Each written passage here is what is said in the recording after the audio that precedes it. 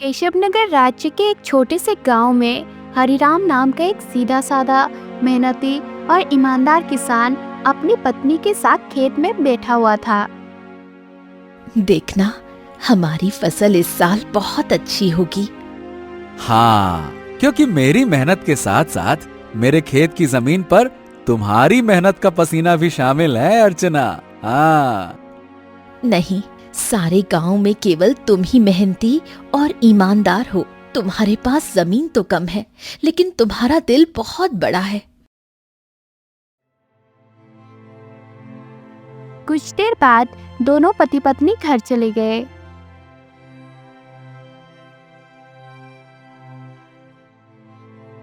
मैं तुम्हें एक बात बताना तो भूल ही गई, घर में लकड़ियां खत्म हो गई हैं।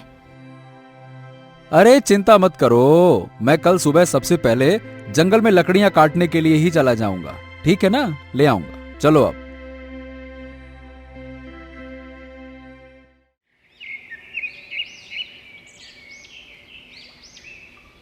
अगली सुबह हरिराम लकड़ियां काटने के लिए जंगल चला गया।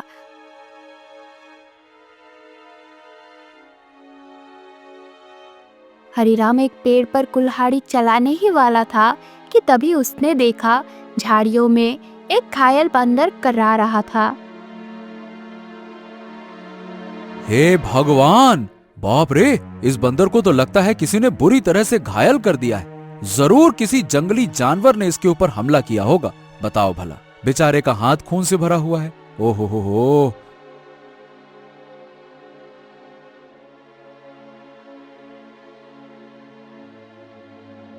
हरिराम बंदर के पास बैठ गया। काश तू बोल सकता तो बता सकता कि तेरी तकलीफ कहाँ है। फिलहाल तो तेरे हाथ में खून दिख रहा है, लेकिन जिस तरह से तू दर्द से तड़प रहा है ना, बाप रे, तकलीफ तो कहीं और ही है।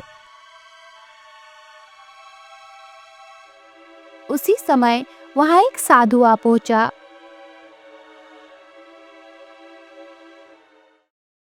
कौन हो तुम और बंदर से क्या बातें कर रहे हो?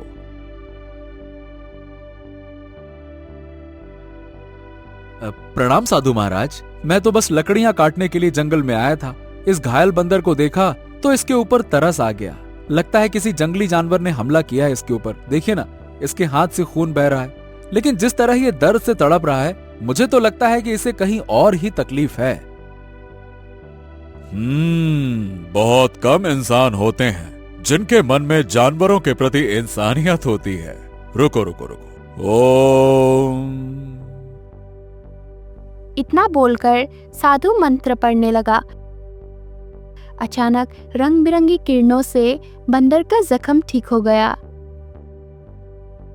हाँ, अब ये बंदर तुम्हें बता सकता है कि इसकी तकलीफ कहाँ है। इतना बोलकर साधु वहां से चला गया। बंदर उठकर खड़ा हो गया। मेरे कंधे में बहुत दर्द हो रहा था। हाँ, अब अच्छा लग रहा है। एक शेर ने मुझ पर हमला किया। मैं बचने के लिए दूसरे पेड़ में कूदा। शेर का पंजा मेरे हाथ में लगा और मेरा हाथ घायल हो गया। मैं पेड़ ही नहीं पकड़ पाया और मैं जैसे ही नीचे गिरा, बाप रे बाप, मेरे कंधे में बहुत चोट लग गई थी। अरे, तुम तो बिल्कुल मनुष्य की आवाज में बात कर रहे हो। ये कैसे संभव हुआ? जब साधु ने मंत्र पढ़ा ना, तब मुझे ऐसा लगा कि मेरे अंदर बात करने की शक्ति आ गई है। मैंने बोला और मेरी आवाज तुम तक पहुंच गई। लगता है ये चमत्कार साधु बाबा ने किया है। हाँ। अच्छा ये बताओ, तुम मेरे घर पे चलोगे? ओहो, अब तुमने मेरी जान बचाई है तो अब तो मैं तुम्हारे साथ ही चिपक गया हूँ। मतलब मैं तुम्हारे साथ ही रहूंगा। और क्योंकि मैं इंसानों की तरह बात करने लगा हूँ, तो मैं बंदरों से अब तो अलग हो गया हूँ ना। क्या करूंगा उन बंदरों के साथ रहकर? अब तुमसे बातें करूंगा जी भर के। चलो, तुम मेरा कोई अलग नाम भी रख सकते हो। बताओ बताओ, मेरा क्या नाम रखोगे? बड़े मजे की बातें करते हो तुम। चलो ठीक है, मैं तुम्हें आज से गोलू कह के पुकारूंगा। क्यों, कैसा नाम है? अच्छा नाम है ना? हाँ, अच्छा नाम है। चलो चलो चलो चलो, घर चलते हैं।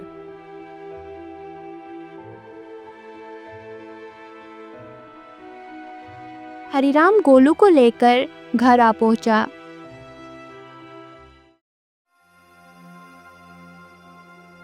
अरे, ये जंगल से तुम बंदर को क्यों पकड़ लाए? हरिराम पूरी घटना अर्चना को बताने लगा। क्या क्या वास्तव में बंदर बात कर सकता है? अरे तुम स्वयं पूछ लो। क्या नाम है तुम्हारा? मेरा नाम गोलू है। हरिराम ने मेरी जान बचाई है और अब मैं उसका साथी हूँ। साथी क्या, अब तो मैं तुम्हारे परिवार का हिस्सा हूँ। हाँ। अर्चना आश्चर्य में पड़ गई। समय बीतने लगा। गोलू की मौजूदगी घर में नई चांद ले आई थी। धीरे धीरे गोलू अर्चना के काम में हाथ बटाने लगा। गोलू अब हरिराम का सच्चा साथी बन चुका था। एक दिन गोलू हरिराम से बोला, हरिराम, अब मैं भी तुम्हारे साथ खेत में चलूंगा। क्या करूंगा घर में बैठे बैठे, मुझे भी चलना है। अरे गोलू, खेत का काम आसान नहीं होता, बहुत मेहनत लगती है। क्या करोगे तुम वहाँ पे? अरे क्या करूंगा क्या, मैं भी तुम्हारे साथ मेहनत करूंगा। और क्या क्या मुझे कम मेहनती समझा है क्या? बस डर ये है कि गांव वालों ने तुम्हें बोलते हुए देख लिया ना, तो वो न जाने क्या समझेंगे। अरे पर जब मैंने तुमसे पहली बार बात की थी तो क्या तुम डरे थे क्या, बताओ? देखो गोलू, मैं दुनिया को जानता हूँ। हर कोई मेरे जैसा नहीं होता है जो तुम्हें समझ सके। ओहो, मुझे दुनिया से क्या है लेना देना, मुझे तो तुम्हारे संग है रहना। मेरा मतलब ये है कि मुझे बस तुमसे मतलब है, क्योंकि मैं तुम्हारा साथी हूँ। हाँ। हरिराम मुस्कुराया।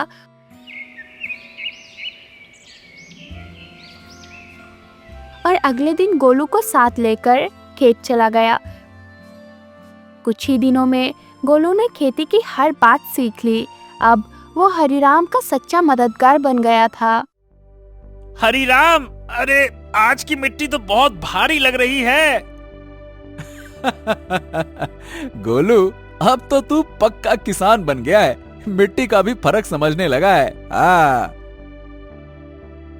गोलू की बात अब गांव में फैलने लगी थी और ये बात आखिरकार पहुंची जमींदार चौधरी के कानों तक।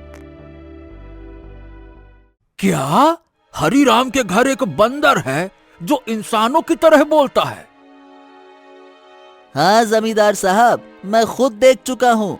अरे मैंने तो उसे बोलते हुए सुना भी है। पहली बार तो मैं डर गया था। अरे भैया, तो फिर उस बंदर को लेकर तमाशा करना चाहिए, उससे तो बड़ी अच्छी कमाई होगी। ये बात आपने बिल्कुल पते की कही जमींदार साहब। जमींदार की हंसी कुछ देर चली, फिर वो गंभीर हो गया। हाँ, इस हरिराम की जमीन पर मेरी नजर बहुत समय से है। बाकी सब तो मेरे कर्जदार बन चुके हैं, पर ये ससुरा हरिराम ये कभी झुका ही नहीं। उसकी जमीन बहुत उपजाऊ है जमींदार, बंजर में भी फसल उग जाती है। अरे इसमें मिट्टी का कोई खेल नहीं है भीमा। उसकी किस्मत और सितारे बुलंद है, पर जिस दिन वो सितारे गिरेंगे ना, उसी दिन ये खेत मेरा होगा और हरिराम मेरे कदमों में होगा, देख लेना तुम।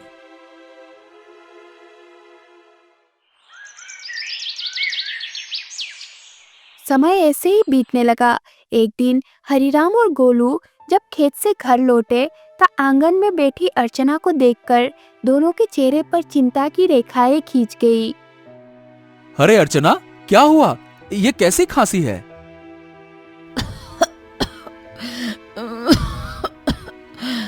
कुछ दिनों से खांसी हो रही है, अब तो दिन ब दिन और भी बढ़ती जा रही है। हरिराम, इसे नजरअंदाज मत करो, किसी अच्छे वैद्य को तुरंत बुलाना चाहिए। हरिराम ने देर न करते हुए गांव के एक अनुभवी वैद्य को बुला लाया। वैद्य ने अर्चना को ध्यान से देखा। हरिराम, देखो, इन्हें एक विचित्र बीमारी हो गई है। अगर समय पर इलाज न मिला तो ये जानलेवा हो सकती है। हाँ, नहीं नहीं नहीं, नहीं वैद्य जी, आप तो इलाज शुरू कीजिए, मैं कोई कसर नहीं छोड़ूंगा। उस दिन से हरिराम अपना सारा धन अपनी पत्नी के इलाज में लगाने लगा। हफ्ते बीत गए और एक दिन ऐसा आया जब उसकी सारी जमा पूंजी खत्म हो गई। उस दिन हरिराम घर पर अकेले बैठा था। ऐसे उदास मत बैठिए, मैं अपने आप ठीक हो जाऊंगी। ऐसा मत कहो अर्चना, मैं तुम्हें इस हालत में नहीं देख सकता। तो अब क्या करोगे? जो कुछ था सब तो मेरे इलाज में लगा दिया। अब तो बीज खरीदने तक के पैसे नहीं बचे। हरिराम सिर झुकाए बैठा था। तभी गोलू तेजी से दौड़ता हुआ आया। हरिराम, हिम्मत मत हारो। तुम्हारे 2 भाई इस गांव में रहते हैं और तुमसे ज्यादा धनी भी हैं। उनसे मदद क्यों नहीं मांगते हो? हैं? हरिराम को ये बात ठीक लगी। उसी शाम वो गोलू को साथ लेकर अपने बड़े भाई केशव के घर गया। ओहो हरिराम, क्यों भाई आज हमारे घर का रास्ता कैसे भूल गए हैं? भैया, अर्चना की बीमारी के बारे में तो अब गांव में सब जानते हैं। मैंने जो कुछ कमाया सब इलाज में लग गया। अब कुछ धन की जरूरत है भैया। तुम तो जानते हो मेरी फसल इस बार खराब हुई है। अब खुद मुझे उधारी लेना पड़ रहा है तो मैं तुम्हें कहां से दूं? हरिराम कुछ नहीं बोला, सिर झुकाकर बाहर निकल आया।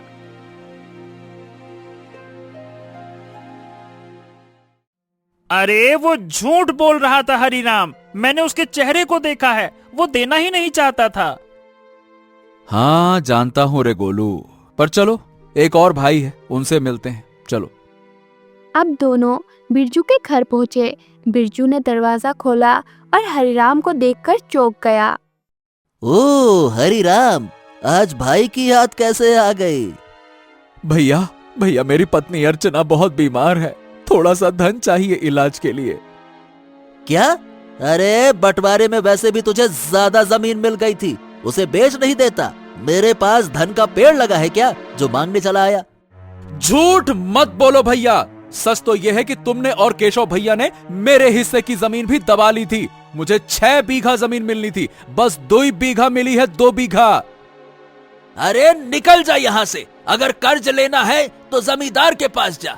मुंह उठा के चले आते, भाग यहाँ से।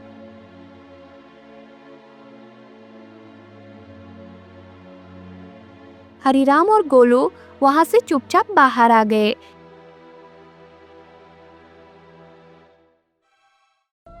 कैसे भाई हैं तुम्हारे हरिराम, एक भी मदद को तैयार ही नहीं है। हाँ, इस दुनिया में इंसान ऐसे ही होते हैं, मतलबी, अपना पराया कुछ नहीं देखते।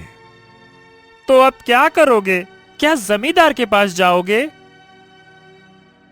हाँ, मजबूरी है गोलू। मैं नहीं जाना चाहता था, इसीलिए तुम्हारे कहने पे भाइयों के पास गया। अब तुम ही बताओ, मेरे पास और क्या रास्ता बचा है, बताओ।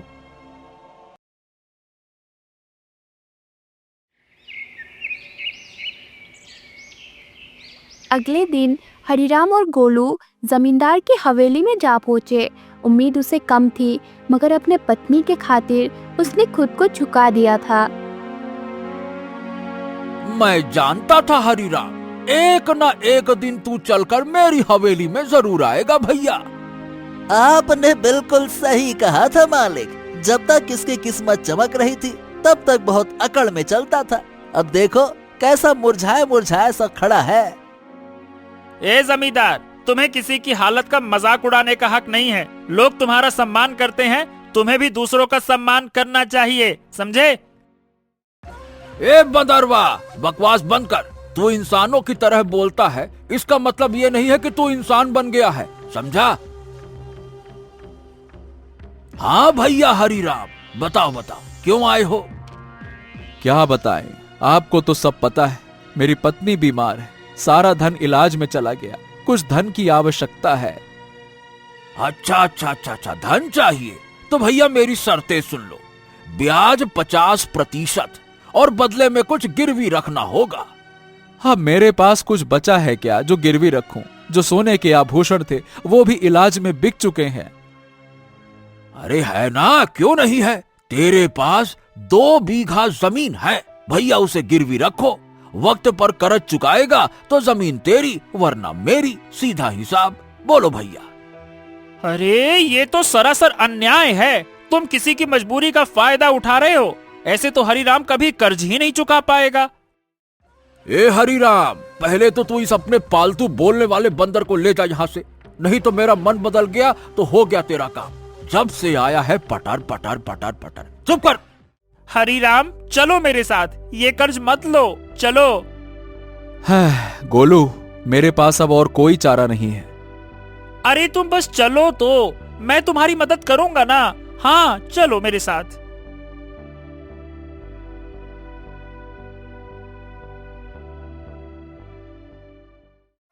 ए मालिक, हरिराम तो हाथ से निकल गया। अरे चिंता मत कर बेटा, मजबूरी उसे फिर लौट आएगी। कितना दूर जाएगा वो?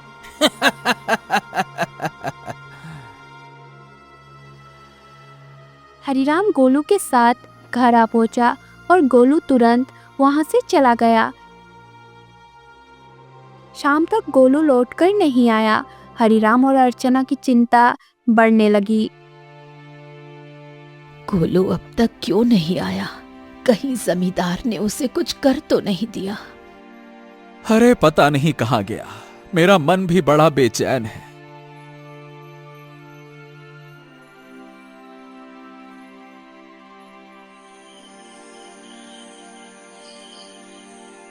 रात बीत गई। सुबह सूरज की किरणों के साथ ही गोलू वहां पहुंचा, हाथ में एक चमकती जड़ी बूटी के साथ।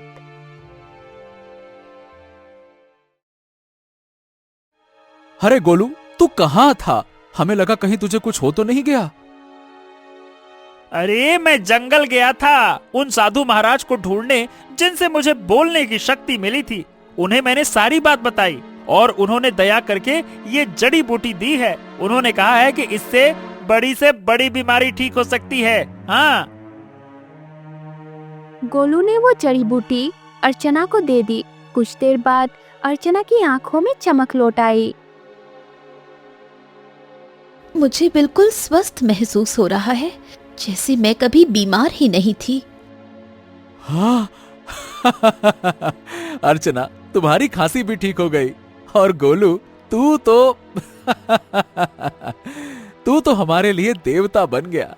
अगर तू नहीं होता तो मैं जमींदार से कर्ज लेकर अपनी खेती भी खो बैठता।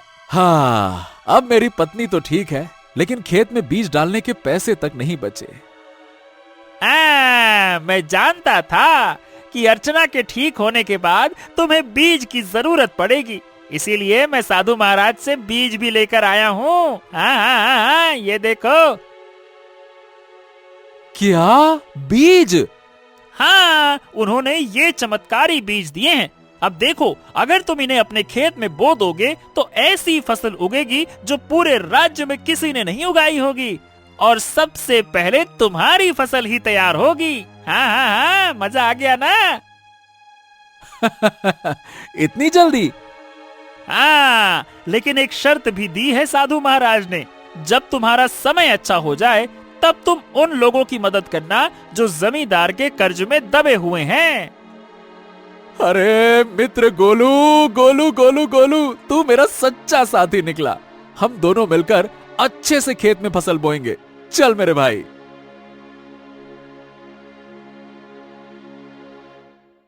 अगले ही दिन हरिराम, गोलू और अर्चना ने मिलकर खेत जोते, बीज बोया और आकाश की ओर देखकर मेहनत का वादा किया।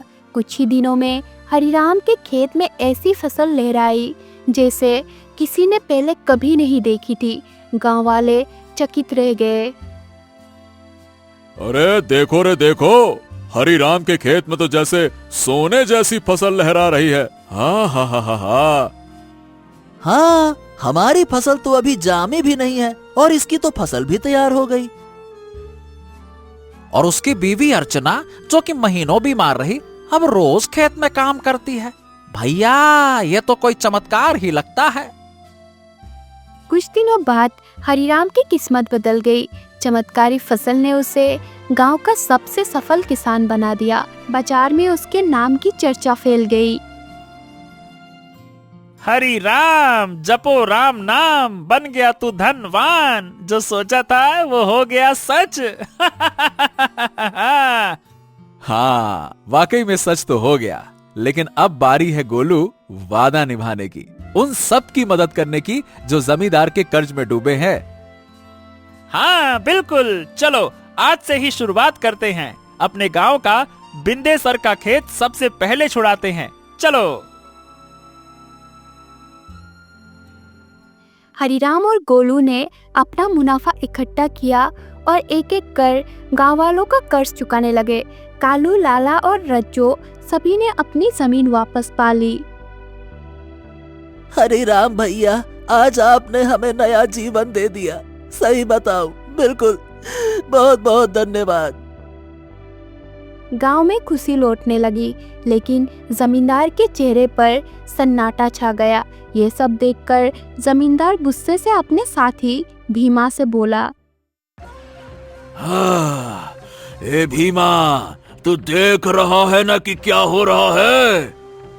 हाँ मालिक, हरि राम ने सबके कर्जे चुकाने शुरू कर दिए हैं। अगर यही चलता रहा तो एक दिन तो मेरी जमींदारी ही खत्म हो जाएगी और मेरा दबदबा भी खत्म हो जाएगा। आप तो आदेश दीजिए मालिक की करना क्या है।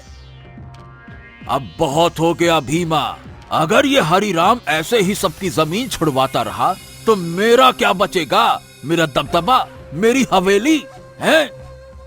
अरे मालिक, आप तो बस आदेश कीजिए, कल ही उसका काम तमाम कर दूंगा। सब खेत में काम करते हैं, वही खत्म कर दूंगा। कहिए। खून जमीन पर गिरे ऐसा मारना साले को, ताकि सबके दिल में डर उतर जाए। जा, हरिराम को मिटा दे, जा।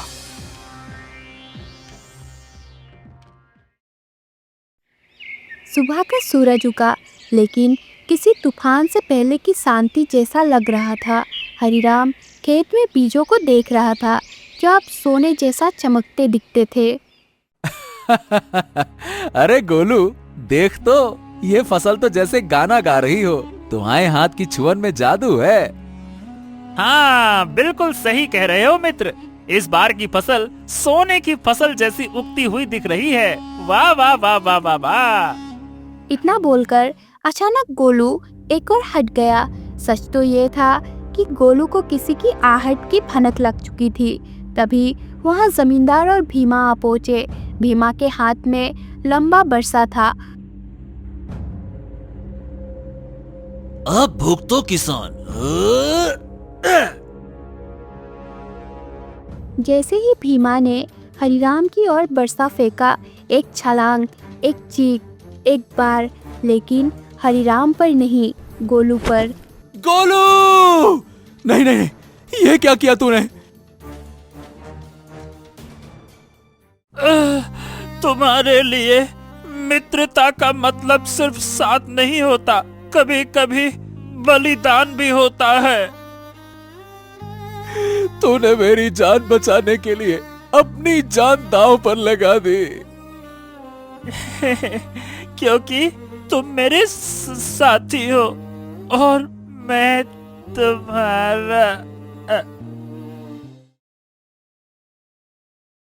जमींदार और भीमा अब विश्वास भरी नजरों से घायल गोलू को देखने लगे। भीमा जमींदार की ओर देखकर बोला, अरे ये क्या जमींदार, इस मूर्ख बंदर ने तो हरिराम के ऊपर लगने वाला वार अपने ऊपर ले लिया। हाँ तुमने सही कहा, लेकिन मैं फिर भी हरिराम को जीवित नहीं छोड़ूंगा। चलो। इतना बोलकर जमींदार गोलू की ओर देखकर क्रोधित अवस्था में बोला, अरे तू मूर्ख का मूर्ख बंदर ही रहा। अरे तू इंसानों की तरह बोल सकता था और इंसानों की तरह रहने लगा था, लेकिन तू इंसानों की तरह चतुराई नहीं सीख सका। तुझे क्या जरूरत थी अपने ऊपर वार लेने की? क्या आवश्यकता थी बलिदान देने की? मूर्ख बंदर कहीं का, तूने मेरे सारे किए कराए पर पानी फेर दिया। लेकिन तुझे क्या लगता है कि मैं हरिराम को जीवित छोड़ दूंगा? नहीं, मैं हरिराम को जीवित बिल्कुल नहीं छोड़ूंगा, क्योंकि उसकी वजह से ही मेरा गांव में दबदबा समाप्त हुआ है। तेरा ये बलिदान बेकार जाएगा रे मूर्ख बंदर। रुक जा। गोलू के होठों पर एक हल्की मुस्कान अब भी जिंदा थी। गोलू ने अपने मित्र हरिराम को मुस्कुराते हुए देखते हुए ही दम तोड़ दिया। तभी वहाँ वही साधु प्रकट हो गया जिसने गोलू को बोलने की शक्ति दी थी और जिसने गोलू को हरिराम की पत्नी की बीमारी से बचाने के लिए जड़ी बूटी और जादुई बीज दिए थे। साधु क्रोधित अवस्था में जमींदार और भीमा की तरफ देखकर बोला, जिसने निर्दोष की जान ली उसका पाप अब उससे बदला मांगेगा। जमींदार और भीमा, तुम दोनों ने बहुत बड़ा पाप किया है। तुम्हें इस संसार में खुलेआम रहने का कोई अधिकार नहीं है। तुम दोनों समाज के लिए खतरा हो। रुक जाओ। इतना बोलकर साधु की क्रोधित आंखों से रंग बिरंगी किरणें निकलकर भीमा और जमींदार के शरीर पर पड़ने लगी और अगले ही पल उनके शरीर में आग लग गई। कुछ ही देर में वो दोनों जलकर राख हो गए। गांव वाले इकट्ठा हो गए। साधु हरिराम की ओर देखकर बोला, हाँ, तुम्हारा और गोलू का साथ यहीं तक लिखा था हरिराम। लेकिन साधु महाराज, जमींदार के साथी भीमा ने मेरे ऊपर हमला किया था, लेकिन गोलू ने उसे अपने शरीर पर ले लिया। हाँ, क्योंकि वो तुम्हारा सच्चा साथी था। जाते जाते गोलू ने अपनी मित्रता का कर्ज चुका दिया। अपने साथी को कभी नहीं भूलना हरिराम। इतना कहकर साधु रंग बिरंगी किरणों में वहां से गायब हो गया। अरे ये कोई साधारण बंदर नहीं था भैया, देवता था देवता, हरिराम का सच्चा साथी। हाँ भैया, इसने अपनी जान दे दी और हम सबको बचा लिया। बहुत अच्छा बंदर था। कुछ दिनों बाद हरिराम ने नम आंखों से गोलू की याद में उसी खेत में एक पौधा लगाया जो आगे जाकर बना साथी वृक्ष। गोलू, तेरे बिना सब अधूरा लगेगा, लेकिन तू मिटा नहीं। तू हर उस फसल में है जो इस धरती से उगेगी। कभी कभी सच्चा साथी इंसान नहीं होता, वो एक जानवर हो सकता है जो बिना शर्त प्रेम करे, रक्षा करे और अगर जरूरत पड़े तो जीवन भी दे दे।